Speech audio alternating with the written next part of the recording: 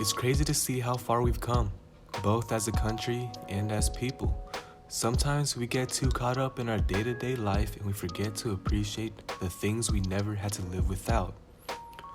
Clean food, a real toilet, good air conditioner, a bathtub, safe driving regulations. You get the idea. Now, don't get me wrong, Vietnam has some pretty amazing stuff.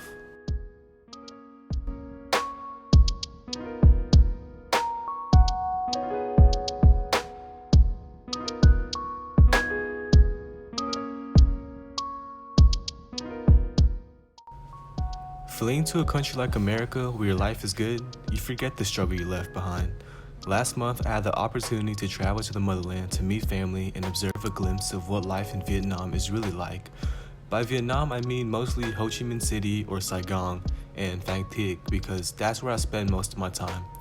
I've only scratched the surface of what Vietnam is really like, but I just wanted to share my experience and observation through the eyes of a privileged Vietnamese-American who often forgets the hardships his people are going through. Alright, so the first culture shock for me was like the roads and the driving regulations. I don't know the exact rules, but like they drive so crazy in Vietnam. Like the roads are so small and motorcycles and cars just be maneuvering so well in them. Especially honking. In America, it's seen as like rude and aggressive, but like in Vietnam, people just be honking like it's nothing.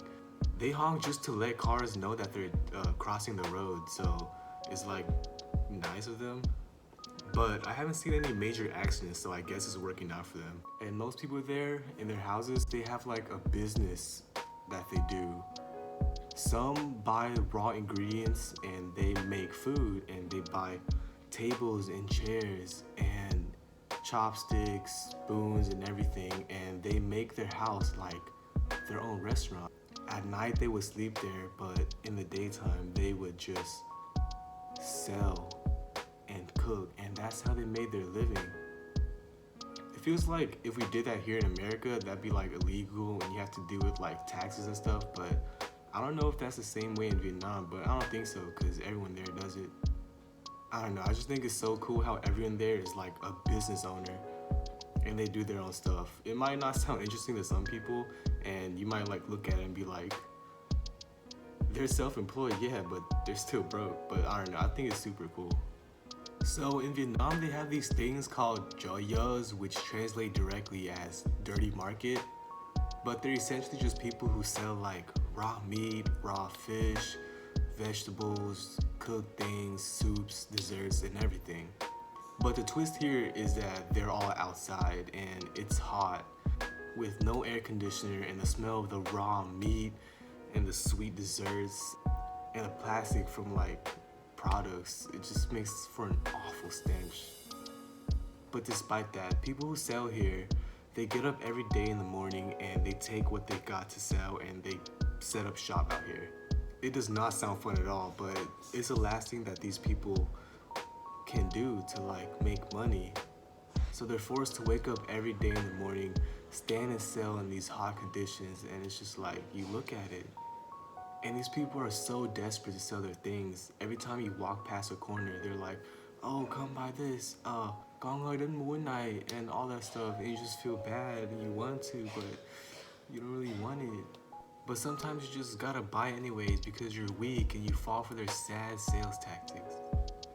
Also, the whole street food business in Vietnam, the way they run things, how the workers do stuff, like, I think it's amazing. They don't even have cash registers or calculators or POS machines to like remember their order and see how much the total is. They have a notepad and just bring it out to the kitchen. And then once you're done, they calculate in their head. They're like, một tô ba chục, năm tô 150. You guys probably didn't even understand that because my terrible accent, but they just give you a total and you don't even bother to do the math again because they say it's so fast, you just gotta believe them. And when it comes to ordering there, they just walk up to you like, what do you want? Like, they don't even have a menu, or like, you don't want to ask them because you sound dumb. Like, the way they come at you is like, you should know what you want. It's a street food market. But yeah, I feel bad for foreigners who like don't speak Viet, and they'd be too intimidated to come to like street food markets because If I didn't know Viet, I'd be scared to come back a second time. I'd just eat at these overpriced restaurants. But speaking of restaurants, I have so much respect for service here.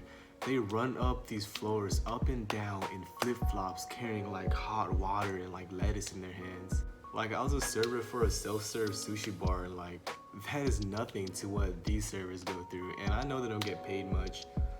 But yeah, it's crazy to think I took this trip for granted at first. I actually thought it was pretty boring. We would just wake up early at 6 for no reason and just go eat and then go home, take a nap for like 5 hours and then go back out to eat for lunch. And then go back home and do nothing, and maybe if I'm lucky I get to like go to the mall or something. If not, I'll just wait like 6 hours and then go eat dinner and then go home and go to sleep and wake up and do it all again.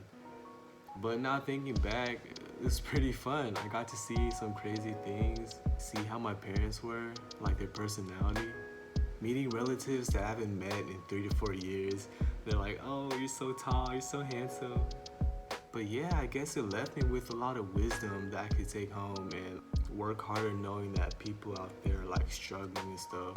So, to my fellow Viet brothers and sisters, or any minority race, use this opportunity that your parents worked for. Think about the life you could have had in Vietnam, but instead you're here, living in America. Your parents probably came over here with not a dollar in their pocket, don't even know the language, how to pay bills.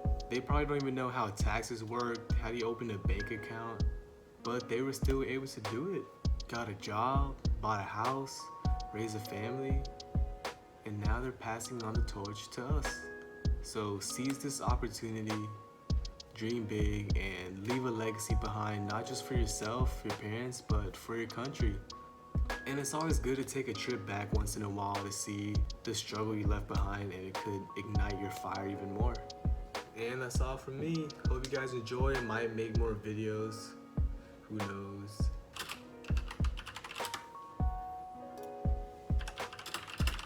So, put that subscribe để xem thêm video.